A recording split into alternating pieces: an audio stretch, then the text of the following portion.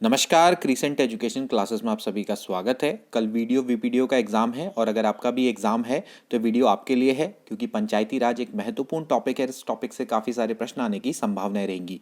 आज हम पंचायती राज की प्रमुख समितियों के बारे में जानेंगे, 73वां संविधान संशोधन के प्रमुख प्रावधानों के बारे में जानेंगे। वीडियो बहुत महत्वपूर्ण होने वाली है, इस वीडियो को जरूर पूरा देखें, आपको काफ़ी लाभ मिलेगा। और वीडियो को जरूर शेयर करें उन लोगों को जिनका ग्राम विकास अधिकारी का पेपर है। तो चलिए वीडियो को शुरू करते हैं।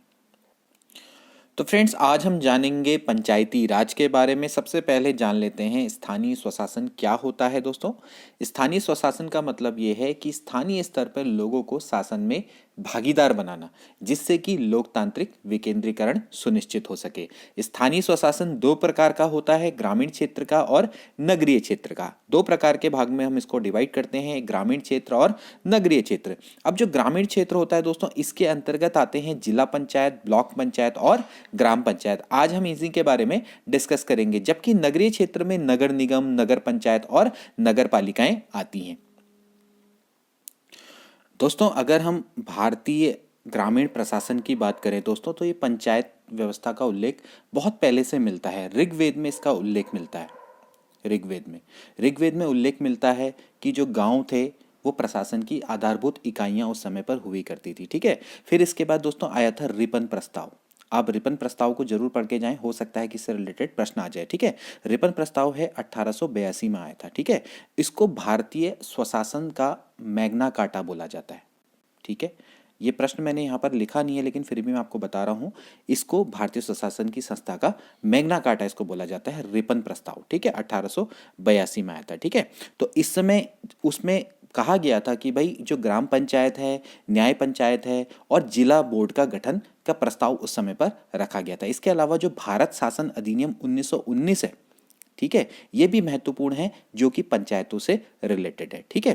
तो ये कुछ प्रयास थे जो कि स्वतंत्रता से पहले के थे। ठीक है। फिर स्वतंत्रता के बाद पंचायती राज में क्या क्या प्रयास हुए, ठीक है, वो हमें आज डिस्कस करने हैं। ठीक है। तो देखिए, पंचायती राज को संविधान के नीति निर्देशक तत्वों के भाग में सम्मिलित किया गया था। कब किया गया था? अनुच्छेद 40 में। ठीक है। अनुच्छेद 40 को जरूर पढ़कर जाएं, क्योंकि अनुच्छेद 40 से हो सकता है कि क्वेश्चन आ जाए। तो पंचायती राज को संविधान के नीति निर्देशक तत्व, आप जानते हैं हमारे नीति निर्देशक तत्व के बारे में, तो जो नीति निर्देशक तत्व है उसमें अनुच्छेद 40 है, उसमें सम्मिलित किया गया। अनुच्छेद 40 के अंतर्गत पंचायती राज को शामिल किया गया है। ठीक है।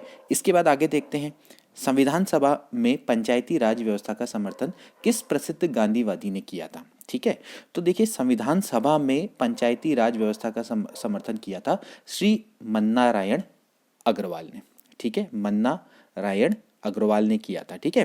तो इसके बाद ही इन्होंने क्या किया कि भाई जो पंचायती राज है उसको संविधान के नीति निर्देशक तत्वों के भाग में सम्मिलित किया गया, यानी कि अनुच्छेद 40 में। ठीक है। तो ये प्रश्न पूछा जा सकता है कि संविधान सभा में पंचायती राज व्यवस्था का समर्थन किसने किया? वो किया था मन्ना रायण अग्रवाल ने। और किस अनुच्छेद में किया गया? उसके बाद ही जब इन्होंने इसका समर्थन किया तो इसको अनुच्छेद 40 में जोड़ा गया। ठीक है। क्योंकि देखिए, पंचायती राज का शुरू से ही समर्थन किसने किया है? गांधी जी ने किया है। ये प्रश्न भी आ चुका है। तो महात्मा गांधी के द्वारा ही लगातार पंचायती राज का समर्थन किया गया है। और जो गांधीवादी थे वो श्री मन्ना रायण अग्रवाल थे, इन्होंने संविधान सभा में इसका समर्थन किया था। ठीक है। इसके बाद देखिए, अगला महत्वपूर्ण, सामुदायिक विकास कार्यक्रम की शुरुआत पंडित जवाहरलाल नेहरू द्वारा कब की गई? तो ये भी एक बहुत महत्वपूर्ण प्रश्न है। देखिए, सामुदायिक विकास कार्यक्रम की शुरुआत की गई थी 2 अक्टूबर 1952 को। ठीक है। 2 अक्टूबर 1952 को सामुदायिक विकास कार्यक्रमों की शुरुआत की गई थी, जो कि दोस्तों फोर्ड फाउंडेशन के सहयोग से आरंभ किया गया था। ठीक है। तो सीधी सीधी बात थी कि ये जो कार्यक्रम था, इसका उद्देश्य क्या था कि भाई आर्थिक विकास करना, सामाजिक सुधार करना, इसके प्रति लोगों में उत्साह को पैदा करना, उनकी भागीदारी बढ़ाना। ठीक है। मतलब कि जो जन सहभागिता है उसके कारण उसको बढ़ाना। ठीक है। लेकिन हुआ क्या था कि इसमें ज़्यादा लोगों ने सहभागिता नहीं दिखाई, तो इसलिए जो कार्यक्रम था ये असफल रहा था। ठीक है। तो सामुदायिक विकास कार्यक्रम की शुरुआत कब शुरू की गई थी? 2 अक्टूबर 1952 को फोर्ड फाउंडेशन के सहयोग से इसको शुरू किया गया था। तो ये कुछ प्रश्न आपके बन सकते हैं, आप मतलब जो पंचायती राज से रिलेटेड आ सकते हैं। ठीक है। तो आप इनको जरूर पढ़ के जाए, जो जो मैं आपको वीडियो में बताते चले जा रहा हूँ। ठीक है। आगे देखते हैं, समुदाय विकास कार्यक्रमों की असफलता के कारणों का पता लगाने के लिए किस समिति का गठन किया गया था? ठीक है, बिल्कुल। तो किसका समिति का गठन किया गया था दोस्तों?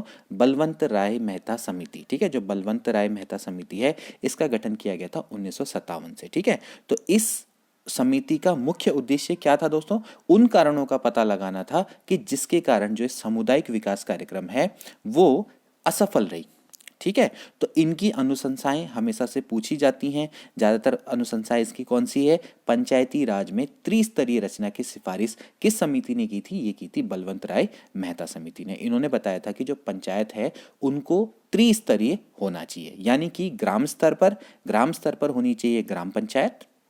ठीक है, मध्यवर्ती स्तर पर होनी चाहिए ब्लॉक पंचायत, या इसको पंचायत समिति बोला जाता है। ठीक है, अब कई सारी चीज़ें हैं वो मैं लिखी नहीं है वीडियो में, लेकिन मतलब पीडीएफ में नहीं लिखी, लेकिन मैं आपको वीडियो में बोल के बता रहा हूँ, आप इन सबको याद करिएगा। ठीक है, पहली समिति क्या होनी चाहिए? ग्राम पंचायत। ठीक है, मतलब पहला जो स्तर है वो ग्राम स्तर पर ग्राम पंचायत, फिर मध्यवर्ती स्तर पर ब्लॉक पंचायत या इसको पंचायत समिति बोलते हैं, और उच्चतम स्तर पर जिला परिषद।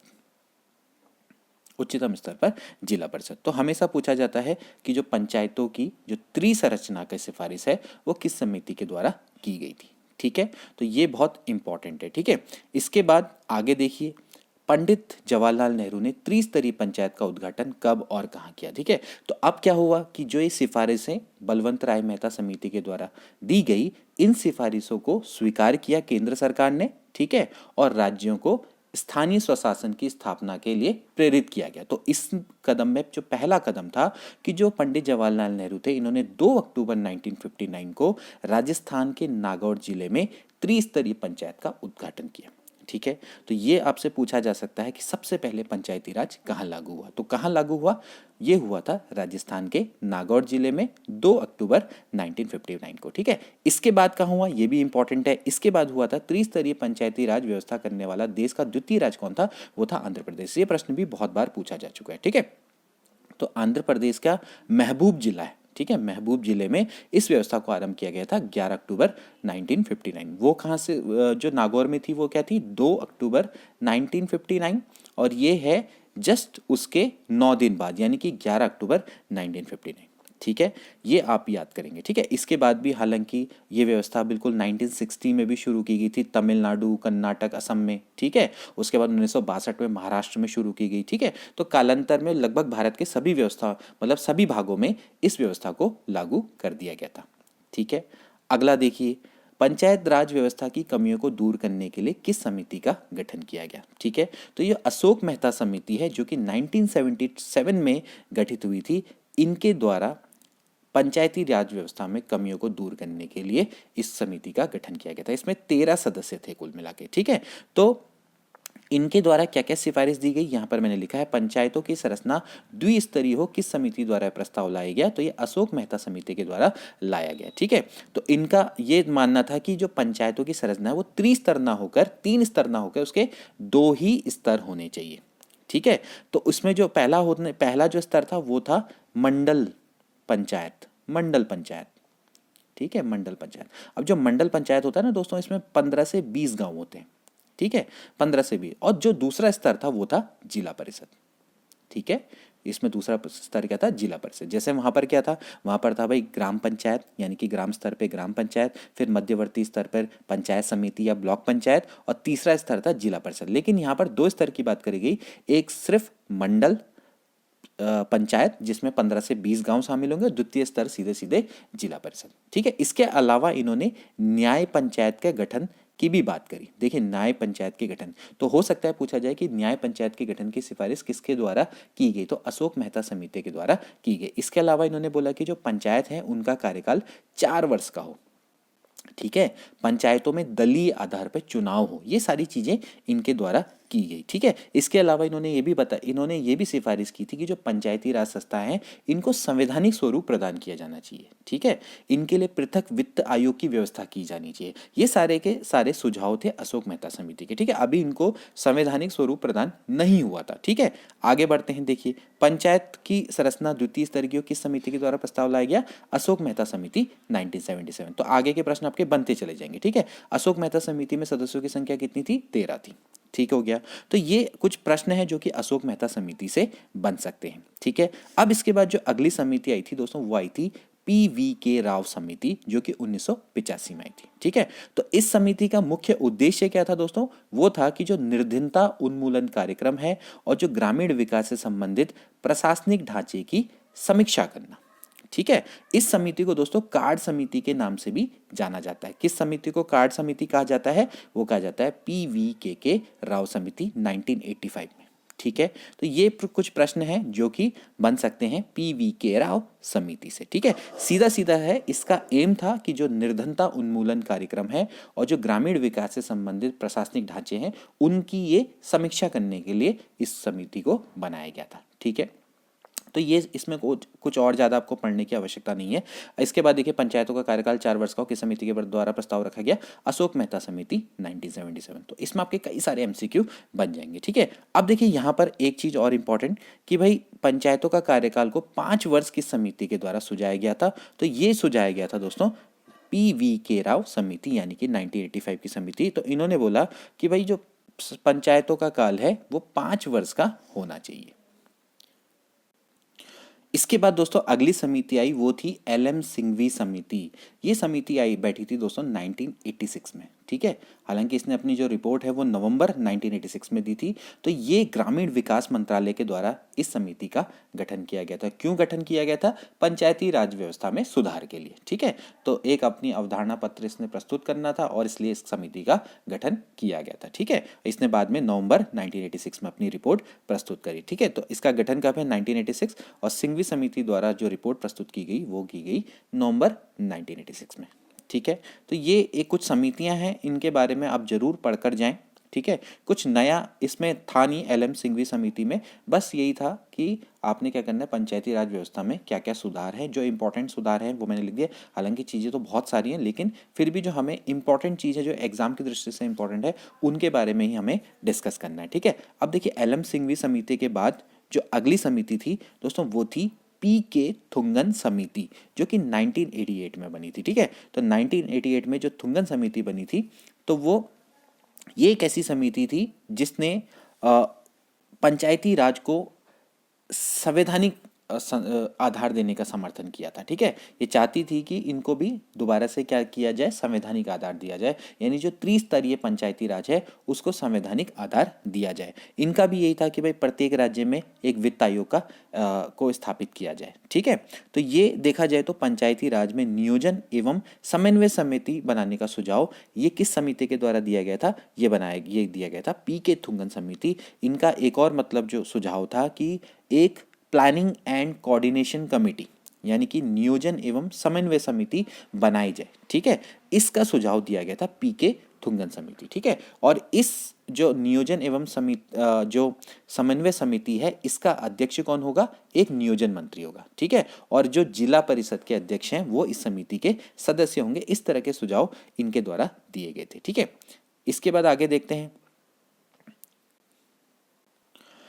इसके बाद दोस्तों PK थुंगन समिति का एक और प्रस्ताव है जो कि इंपॉर्टेंट है कि भाई इनके द्वारा 5 वर्ष का कार्यकाल के भी समर्थन किया गया। ठीक है, कि भाई जो पंचायत है उनका कार्यकाल कितना होना चाहिए? 5 वर्ष होना चाहिए। लेकिन इसमें इन्होंने एक क्लॉज और जोड़ा कि राज्य चाहें तो उनकी इच्छा अनुसार ये कम भी हो सकता है।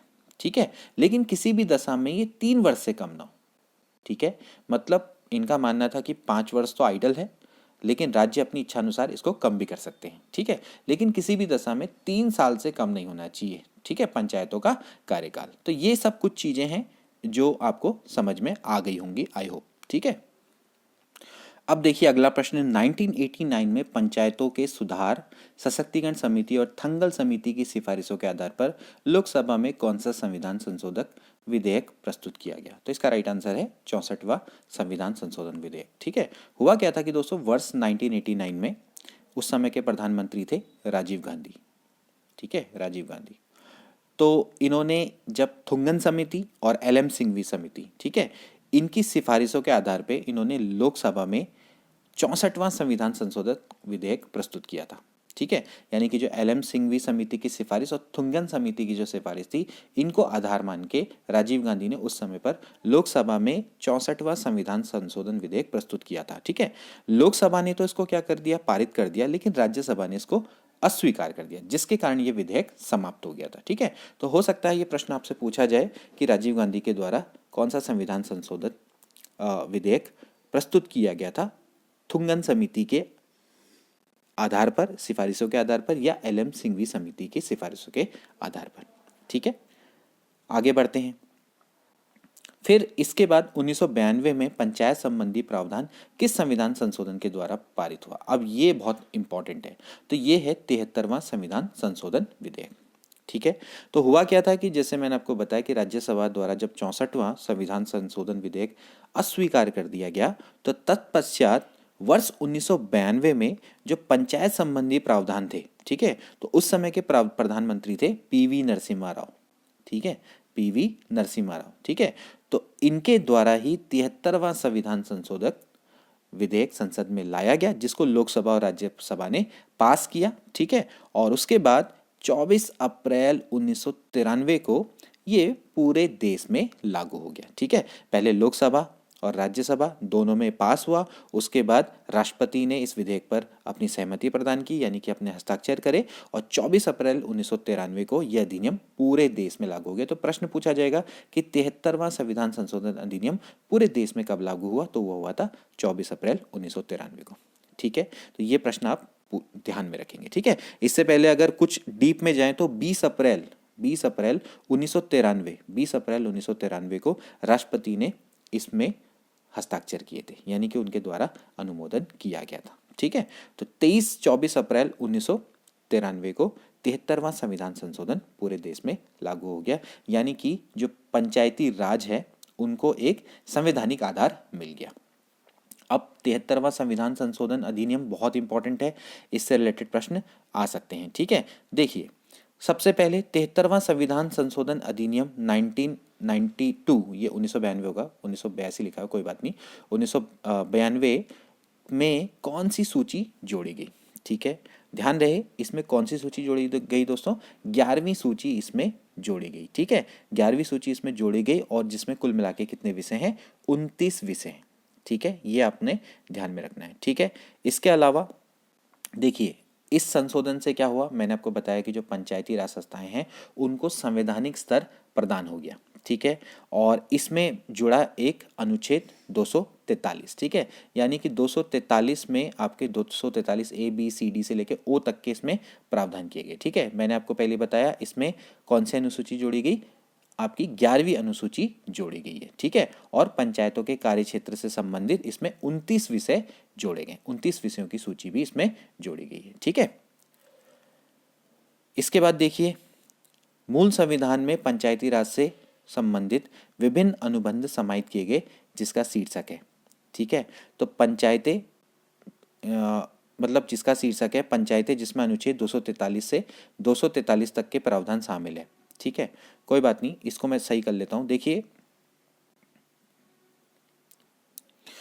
तो दोस्तों इसमें मूल संविधान में पंचायती राज से संबंधित विभिन्न अनुबंध समाहित किए गए हैं, जिनका शीर्षक है यहाँ पर अनुच्छेद 243 से 243 ओ तक का। ठीक है, इसमें जितने भी प्रावधान है, जैसे मैंने आपको बोला ए बी सी डी करके ना, तो वो उसके बारे में यहाँ पर लिखा गया है। ठीक है, कोई बात नहीं। अब देख लीजिए कुछ चीज़ें और, तो मैंने आपको बता दिया कि भाई जो 73वां संविधान संशोधन अधिनियम है 1992 का, ठीक है, उसमें 11वीं अनुसूची जोड़ी गई है, और पंचायती राज से संबंधित जो भाग है वो कौन सा दोस्तों? भाग 9 है। ठीक है, ये भी आप याद करिएगा, भाग 9 पंचायती राज से संबंधित है। ठीक है, इसके अलावा ग्राम पंचायतों के गठन से संबंधित कौन सा अनुच्छेद है? वो आपका अनुच्छेद कौन सा है? 40 है। ठीक है, और भाग कौन सा है? 4। ठीक है, ये सब चीजें आपके एग्जाम में आ सकती हैं। ठीक है, तो भाई ग्राम पंचायतों की स्थापना भाग 4 में है, अनुच्छेद 40 है। ठीक है, अब यहाँ पर हम अनुच्छेद 243 की बात करेंगे, जो कि पंचायती राज से संबंधित है, और इससे रिलेटेड कई सारे प्रश्न पिछली बार वीडियो एग्जाम में आए थे, तो देख लीजिए, बल जल्दी से इसके बारे में डिस्कस करेंगे। ए बी सी डी करके इसमें लिखा हुआ है। देखिए पंचायतों से संबंधित परिभाषाएं ये दी गई हैं अनुच्छेद 243 में। ठीक है, अनुच्छेद जो 243 है इसमें ग्राम सभा की परिभाषा दी गई है। ठीक है, अब ग्राम सभा क्या होती है? देखिए मैं आपको बता दूं, ग्राम सभा का मतलब क्या है कि जो मतदाता सूची है उसमें पंजीकृत सभी व्यक्तियों का समूह, जो मतदाता सूची होती है, जैसे आप गांव है ना, तो गांव में जितने व्यक्ति रहते हैं वो अगर मतदाता सूची में हैं तो जितने भी पंजीकृत लोग होंगे उनका समूह क्या बनाएगा, एक ग्राम सभा बनाएगा। ठीक है, तो ग्राम सभा कोई निर्वाचित निकाय नहीं है, लेकिन वो ऐसे लोगों का समूह है जो कि इस क्षेत्र में मतदाता सूची में पंजीकृत हैं। ठीक है, तो ये आपको ध्यान में रखना है। ठीक है, अब आगे बढ़ते हैं। ग्राम सभा की शक्तियां, ग्राम सभा की शक्तियां ये दोस्तों हैं वर्ण, इसका जो वर्णन है वो दोस्तों किस में है, ये वर्णन किया गया है 243 ए में। ठीक है, 243 ए में दोस्तों ग्राम सभा की जो संविधान की जो शक्तियां हैं उनका दोस्तों वर्णन किया गया है। ठीक है, जो ग्राम सभा की जो शक्तियां हैं। ठीक है, इसके बाद अगला है पंचायतों का गठन। पंचायतों के गठन से जो संबंधित अनुच्छेद है वो है 243 बी। ठीक है, तो ये आप ध्यान में रखना कि जो पंचायतों का गठन है वो ग्राम स्तर पर, ठीक है, वो किस तरह से गठन होगा उससे संबंधित जो चीज़ें हैं वो आपके अनुच्छेद 243 बी में दी गई हैं। ठीक है, इसके बारे में ज़्यादा डिस्कस नहीं करेंगे। ठीक है, इसके बाद अगला ग्राम पंचायतों की संरचना, यानी कि वो है अनुच्छेद 243 सी। ठीक है, यानी जो 243 सी है इसमें पंचायतों की संरचना के संबंध में जितने भी उपबंध हैं वो सारे के सारे किए गए हैं। ठीक है, आगे बढ़ते हैं।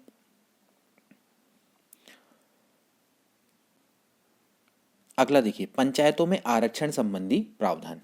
ठीक है, जो पंचायतों में आरक्षण संबंधी प्रावधान है वो अनुच्छेद 243 डी से संबंधित है। ठीक है, जैसे महिला, अनुसूचित जाति जनजाति के जो पंचायत में स्थान है उनका पदों में आरक्षण कैसा रहेगा, ठीक है, वो सब प्रावधान अनुच्छेद 243 डी में किए गए। ठीक है, ध्यान रखना कि महिलाओं के लिए तो 33% स्थान को आरक्षण किया गया, कम से कम 33% होना चाहिए। ठीक है, और देखा जाए तो इसको अगर वैसे बोलेंगे तो क्या बोलेंगे, 1/3। ठीक है, तो जो राज्य विधानमंडल है उसमें साफ साफ बोला गया है कि भाई 1/3 आरक्षण दिया जाए या उससे ज़्यादा दिया जा सकता है। जैसे उत्तराखंड में कितना दिया जाता है, 50%, है ना, तो भाई कम से कम 33% या आप उससे ज़्यादा दे सकते हैं। ठीक है, तो ये सब चीज़ें आपको ध्यान में रखनी होगी। ठीक है, इसके बाद अगला है पंचायतों का कार्यकाल। अब अगला है पंचायतों का कार्यकाल जो कि 243 ई से संबंधित है। ठीक है, तो भाई इसमें पंचायतों का कार्यकाल क्या है कि भाई जो 5 वर्ष तक, जो कि मतलब जो आपकी जो पंचायत है वो 5 वर्ष तक अपने अस्तित्व में बनी रहेगी, यानी कि अपनी प्रथम बैठक से 5 वर्ष तक वो अस्तित्व में बनी रहेगी। ठीक है, अगर किसी पंचायत का विघटन हो जाए, पहले समय से पहले हो जाए, तो उसको 6 माह के अंदर नए चुनाव कराने होंगे। ठीक है, तो ये चीज़ आपको प्रश्न में पूछी जा सकती है कि अगर किसी पंचायत का गठन, उसकी विघटन मतलब विघटन उसका 5 वर्ष से पहले हो जाए तो 6 माह के अंदर नए चुनाव कराए जाएंगे। ठीक है, ये प्रश्न पूछे जाते हैं। ठीक है, तो ये तो हो गया भाई पंचायतों का कार्यकाल, उससे संबंधित अनुच्छेद हो गया 243। अब इसके बाद सदस्यों की अयोग्यताएं या योग्यताएं, बस ये इसमें ये है 243 एफ में। ठीक है, मतलब यहाँ पर दे रखा है कि भाई जो व्यक्ति है उसकी योग्यता कितनी होनी चाहिए। ठीक है, और उसकी अयोग्यता क्या है कि किस आधार पर हम पंचायत के सदस्यों के को अयोग्य ठहरा सकते हैं, तो उसके लिए सारा जो प्रावधान है वो इसमें दिया गया है 243 एफ में। ठीक हो गया, इसके बाद देखिए अगला अगला देखिए पंचायतों की शक्तियाँ एवं दायित्व। ठीक है, जो पंचायत की शक्तियाँ एवं दायित्व हैं वो 243 जी में दिए गए। ठीक है, तो यहाँ पर जो पंचायतों की शक्तियाँ और दायित्व हैं उनको 243 जी में दिया गया। इसके बाद देखिए पंचायतों हेतु वित्तीय प्रावधान ये दिया गया है 243 एच में। ठीक है, वित्तीय प्रावधान किस में दिया गया है, 243 एच में। ठीक है, अब इसके देखिए पंचायतों हेतु वित्त आयोग या फिर राज्य वित्त आयोग का गठन, ये इंपॉर्टेंट है 243 आई। ठीक है, देखिए जो पंचायत है उसके लिए वित्त आयोग का गठन या उसको राज्य वित्त आयोग बोला जाएगा, वो 243 आई में बताया गया है। ठीक है, तो यहाँ पर आपको समझ में आ रहा होगा कि जितने भी ये आपके अनुच्छेद के जो पार्ट हैं इनमें क्या क्या प्रावधान दिए गए हैं। मैंने यहाँ पर ज़्यादा नहीं, बस एक हेडिंग लिखी है और हेडिंग के अकॉर्डिंग मैं आपको बताते चले आ रहा हूँ कि इसमें ये चीज़ें, हालांकि इसके अंदर पढ़ने की तो बहुत सारी चीज़ें हैं लेकिन बस आप इतना ध्यान रख लीजिए कि इसमें क्या क्या चीज़ें हो सकती हैं, बस आप हेडिंग को ध्यान में रखिए। ठीक है, बाकी आपको वैसे ही आ जाएगा। पंचायत के लेखाओं का परीक्षण या पंचायतों के लेखा परीक्षण से संबंधित जो अनुच्छेद है वो है 243 जे। ठीक है। इसके बाद पंचायतों के चुनाव से संबंधित प्रावधान है, वो दिए हुए हैं दोस्तों अनुच्छेद 243 के में। ठीक है, तो 243 के में पंचायतों के चुनाव से संबंधित प्रावधान दिए गए हैं। ठीक है, इसके बाद अगला, अन्य प्रावधानों के अनुसार कोई भी न्यायालय निर्वाचन क्षेत्र के परिसीमन, स्थानों के आवंटन आदि विषयों पर सुनवाई नहीं कर सकता, ये दिया गया है अनुच्छेद 243 ओ में। ठीक है, यानी कि अन्य प्रावधानों के अनुसार कोई भी न्यायालय निर्वाचन क्षेत्र के परिसीमन, स्थानों के आवंटन आदि विषयों में सुनवाई नहीं कर सकता है। ठीक है, तो ये किस में होगा, 243 ओ में ये दिया गया है। ठीक है, और एक है 243 एल। ठीक है, तो ये 243 एल यहाँ पर अभी मैंने लिखा नहीं है, तो एक सीधा सीधा कहता है कि जो इस भाग यानी कि जो भाग 9 के उपबंध हैं वो राज्यों के संग संघ राज्यों में भी लागू होंगे। तो ये है 243 एल। यहाँ पर मैंने उसका शो नहीं किया है तो कोई बात नहीं। 243 एल सीधा सीधा ये बोलता है कि जो भाग 9 के जितने भी उपबंध आपने अभी तक पढ़े वो सारे के सारे राज्य के अलावा जो संघ राज्य क्षेत्र हैं वहां पर भी लागू होंगे। तो ये प्रश्न पूछा जा सकता है कि 243 एल किससे संबंधित है। ठीक है, तो ये सब चीजें पंचायती राज के अनुच्छेद 243 से संबंधित है, इससे रिलेटेड आप प्रश्न देख सकते हैं। ठीक है,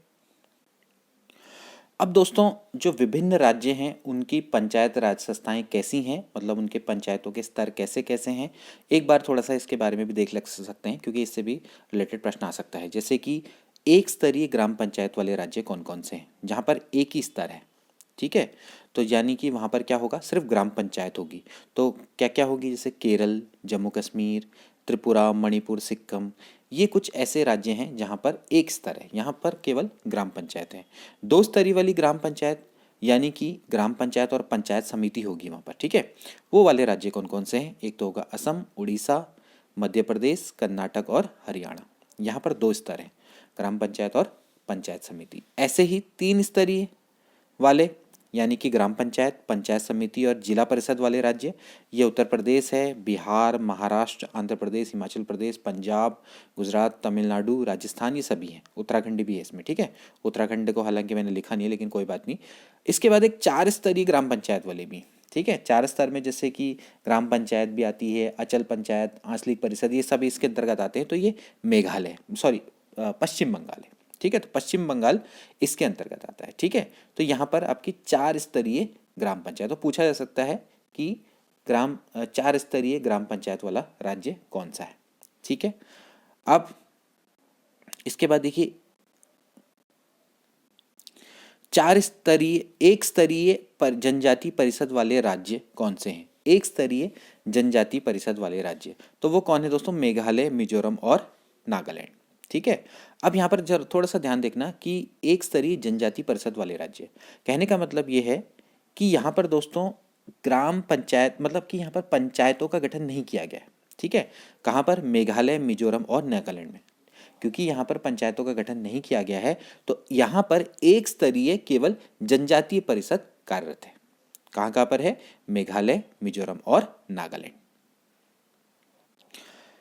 अगला देखिए बड़ा अच्छा है, 243 एम के बारे में हमने डिस्कस नहीं किया था। देखिए भाग 9 पंचायत से संबंधित प्रावधान कुछ राज्यों और क्षेत्रों में लागू नहीं होते हैं। तो इन सब का जो प्रावधान है दोस्तों किसमें किया गया है, 243 एम में।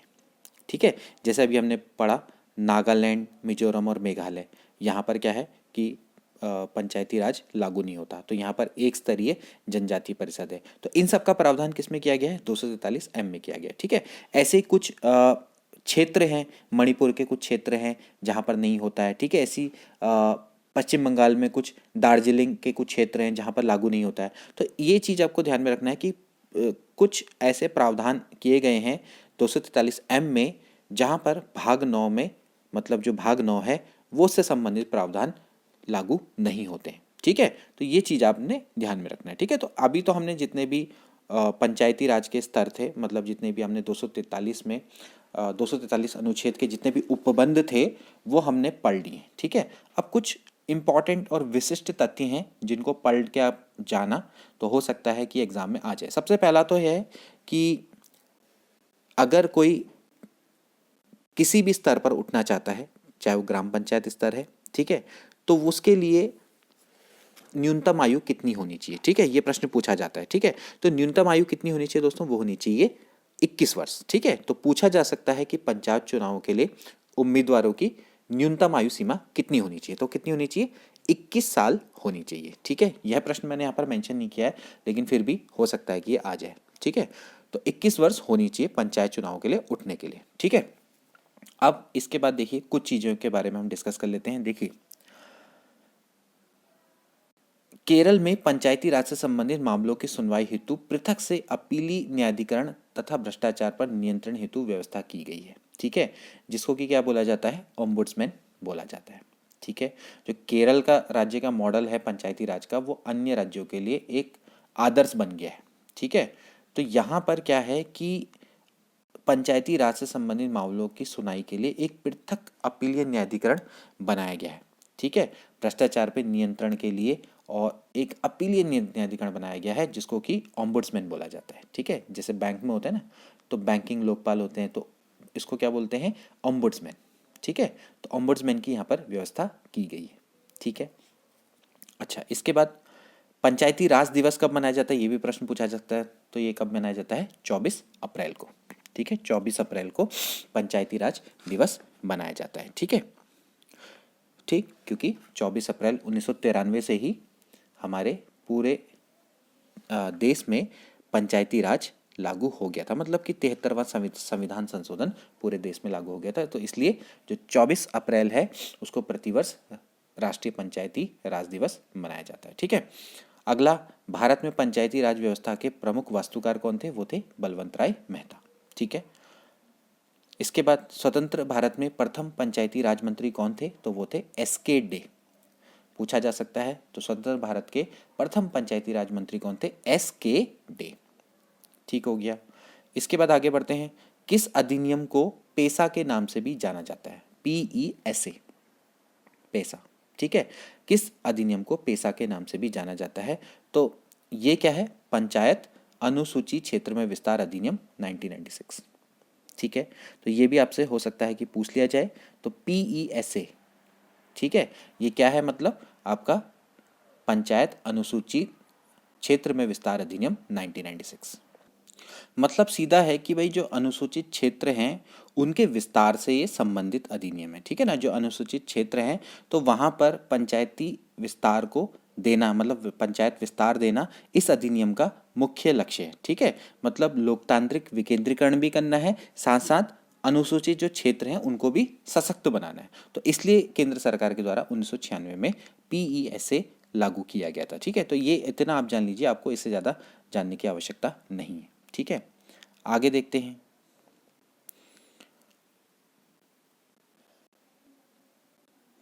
DRDA यानी कि जिला ग्रामीण एजेंसी के पुनर्गठन के लिए जो गठित समिति थी उसके अध्यक्ष कौन थे, वो थे V. रामचंद्रन, ठीक है। इसके बाद अगला देखिए, केंद्रीय कर्मचारी प्रशिक्षण और अनुसंधान संस्थान, ये दोस्तों कहाँ पर है, कोलकाता में ये अवस्थित है, ठीक है। ये सारे के सारे जो प्रश्न हैं दोस्तों ये रिलेटेड है पंचायती राज से और इनसे रिलेटेड प्रश्न आ सकते हैं, ठीक है। इसके बाद देखिए, national academy of construction, national academy of construction कहाँ पर है दोस्तों, हैदराबाद में ये अवस्थित है, ठीक है। ये प्रमुख श्रम संस्थान है, ठीक है। अगला देखिए, केंद्रीय श्रमिक बोर्ड, ये कहाँ पर अवस्थित है, ये है नागपुर में, ठीक है। अगला देखिए, कर्नाटक राज्य में ग्रामीण क्षेत्रों में आयोजित कार्यों में पारदर्शिता तथा लाने तथा वित्तीय अनुशासन स्थापित करने हेतु पारित किया गया, क्या पारित किया गया, Karnataka local fund authority and fiscal responsibility act 2003, ठीक है। जो कर्नाटक राज्य है वहाँ पर ग्रामीण क्षेत्रों में आयोजन कार्यों में अगर ट्रांसपेरेंसी लानी है और वहाँ पर वित्तीय अनुशासन स्थापित करना है तो उसके लिए कर्नाटक के द्वारा Karnataka local fund authority and fiscal responsibility act 2003 को पारित किया गया। ये भी दोस्तों किससे संबंधित है, पंचायती राज से संबंधित है, ठीक है। देखिए आंध्र प्रदेश, यहाँ पर एक पॉइंट हमें लिखना भूल गया, आंध्र प्रदेश एकमात्र दोस्तों भारत का एक ऐसा राज्य है जहां अल्पसंख्यकों के लिए पंचायतों में आरक्षण का प्रावधान है, ठीक है। इसके अलावा जैसे कि आप जानते होंगे कि भाई जो समितियां हैं इनके बारे में हमने अभी आपको बताया कि जो बलवंत राय मेहता समिति है वो 1957 में बनी थी, अशोक मेहता समिति 1977 में, GVK राव समिति 1985, LM सिंघवी समिति 1986, संथानम समिति 1962, सादिक अली समिति 1964। ये सारी की सारी समितियां हैं पंचायती राज से संबंधित है, तो इनसे रिलेटेड प्रश्न भी दोस्तों आ सकते हैं। ठीक है, तो ये सारी की सारी समितियां आप याद करके जाइएगा। इसकी PDF मैं आपको टेलीग्राम चैनल पर प्रोवाइड करवा दूंगा। ठीक है, इसके बाद जैसे कि मैंने आपको बताया कि जो उत्तराखंड है, उत्तराखंड में महिलाओं के लिए कितने प्रतिशत का आरक्षण है? सीटों में 50% का आरक्षण है। इसके अलावा मध्य प्रदेश और बिहार, ठीक है, यहाँ पर भी महिलाओं के लिए 50% का आरक्षण है। ठीक है, ये चीज़ आपको ध्यान में रखनी है। और मिनिमम कितना देना है? कम से कम 33% महिलाओं के लिए आरक्षण होना चाहिए, यानी कि 1/3। ठीक है, हालांकि जो केंद्र सरकार है उसने 2009 में पंचायती राज संस्थाओं में महिलाओं के लिए 50% आरक्षण देने का फैसला किया है वैसे देखा जाए तो। ठीक है, इसके अलावा जैसे कि मैंने आपको बताया जो केरल है वो बहुत प्रमुख मॉडल है। ठीक है, केरल का जो मॉडल है पंचायती राज का मॉडल वो बहुत ज़्यादा इंपॉर्टेंट है। केरल में क्या है, ओम्बुड्समैन की व्यवस्था की गई है। ठीक है, केरल में तो क्या होता है ना कि वहाँ पर एक ऐसा प्रावधान है कि अगर ग्राम पंचायत ग्राम सभा के सुझाव या किसी मुद्दे का अगर पालन नहीं करती है तो इसमें ग्राम सभा को उसको कारण बताना होता है कि हम क्यों नहीं कर रहे हो। ठीक है ना, जैसे ग्राम सभा क्या होगा कि भाई ग्राम के लोग जो वहाँ पर मतदाता सूची में पंजीकृत हैं, तो अगर उनके द्वारा चुनी गई जो पंचायत है अगर वो ग्राम सभा के किसी सुझाव या किसी मुद्दे का अगर पालन नहीं करती है तो ग्राम सभा को उसका कारण बताना होता है। तो वहाँ पर काफ़ी अच्छा एक पंचायती राज का मॉडल है। ठीक है, तो वो सबके लिए एक आदर्श मॉडल है। ठीक, तो इससे रिलेटेड प्रश्न भी दोस्तों आ सकते हैं। ठीक है, इसके अलावा दोस्तों एक प्रश्न और आ सकता है कि जो मतलब जो कर लेने का अधिकार किसको है। ठीक है, भारत में क्या है कि जो अधिकांश राज्य है वहां पर ग्राम पंचायत हैं, इनको ही टैक्स लेने का वैसे अधिकार है। ठीक है, ये प्रश्न पूछा जा सकता है कि जो भारत के अधिकांश राज्य है उसमें मतलब कि जो भारत में पंचायतों में किसको कर लगाने का अधिकार है, तो जो ग्राम पंचायत है उसको ही कर लगाने का अधिकार है। ठीक है, जो ग्राम पंचायत है वो ही टैक्स लगाती है। ठीक है, लेकिन कुछ जगह जैसे कि गुजरात, ठीक है, गुजरात, महाराष्ट्र, ठीक, इसके अलावा राजस्थान, ये कुछ ऐसे राज्य हैं जहां पर पंचायत समिति और जो जिला परिषद है ये भी करारोपण कर सकते हैं, यानी कि टैक्स लगा सकते हैं। ठीक है, अधिकांश राज्यों में ग्राम पंचायत ही टैक्स को कलेक्ट करती हैं। ठीक, लेकिन गुजरात, महाराष्ट्र और राजस्थान ये कुछ ऐसे राज्य हैं जहां पर पंचायत समितियां और जिला परिषद भी टैक्स को वसूल कर सकती हैं। ठीक है, तो ऐसे प्रश्न दोस्तों आ सकते हैं। ठीक हो गया, तो ये थे दोस्तों कुछ इंपॉर्टेंट प्रश्न। मैंने कोशिश करी है जितने महत्वपूर्ण प्रश्न इसमें डाले जा सकते हैं, जितने इंपॉर्टेंट फैक्ट्स इसमें डाले जा सकते थे वो मैंने डाले हैं। आई होप कि वीडियो आपको पसंद आई होगी, लेकिन इसके अलावा भी आप थोड़ा बहुत पंचायत राज को अच्छे से पढ़ के जाएं। हालांकि हमने पूरा प्रयास किया है कि सभी इंपॉर्टेंट फैक्ट्स को इस वीडियो में कवर किया जाए। अगर वीडियो पसंद आई तो ज़रूर शेयर करें। मिलते हैं अगली वीडियो में। Till then take care and good bye.